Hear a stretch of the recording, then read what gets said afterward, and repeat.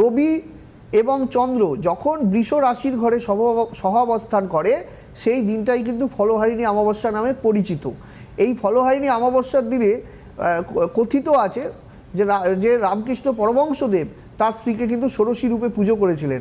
এই ফলহারিণী অমাবস্যার দিনটা এতটাই ইম্পর্টেন্ট, মানুষ কিন্তু ফল নিয়ে মায়ের মন্দিরে যায়। তারাপীঠে আপনারা দেখবেন মাকে কিন্তু ফলের মালা পরানো হয়, দেখবেন সমস্ত মন্দিরে। এই ফলহারিণী অমাবস্যা মা কিন্তু কর্মফল, মানে আপনার যে কুকর্মের ফল, অনেক পাপ কাজ করেন, ভুল কাজ করেন, সেই কৃতকর্মের যে খারাপ ফল যদি সে মায়ের কাছে সে বলে যে আমি অন্যায় করেছি ক্ষমা করে দাও, সেই বলে যদি মায়ের কাছে কেউ ক্ষমা ভিক্ষা করে তবে কিন্তু মা সেদিন খুব প্রসন্ন থাকে। এবং এই ফলহারিণী অমাবস্যার জন্য আমরা সারা বছর অপেক্ষা করি, বিশেষ করে যাদের শনি 7.5 চলছে, রাহুর মহাদশা চলছে, রবি কেতু গ্রহণ দোষ চলছে, এই হরস্কোপের মধ্যে আছে, তাদের কিন্তু এই সময়টা কিন্তু প্রতিকার করার একটা উত্তম সময়। যাদের বিবাহ হচ্ছে না, এই যে মেয়েটার বিবাহ নিয়ে সমস্যা, এদের কিন্তু এই সময়গুলো কিন্তু ফলহারিণী অমাবস্যার যোগটা কিন্তু খুব ইম্পর্টেন্ট যোগ বছরের বা অন্যান্য অমাবস্যা অপেক্ষা।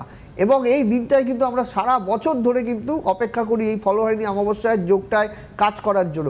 এবং আমার কিন্তু 64 উপাচার সহযোগে অগ্নিশিখা জীবামূলে আমি কিন্তু আহুতি দেওয়ার ব্যবস্থা করি, সেটা তারাপীঠে হোক, যেখানে আমি কিন্তু অনলাইনেও সেই কাজগুলো করা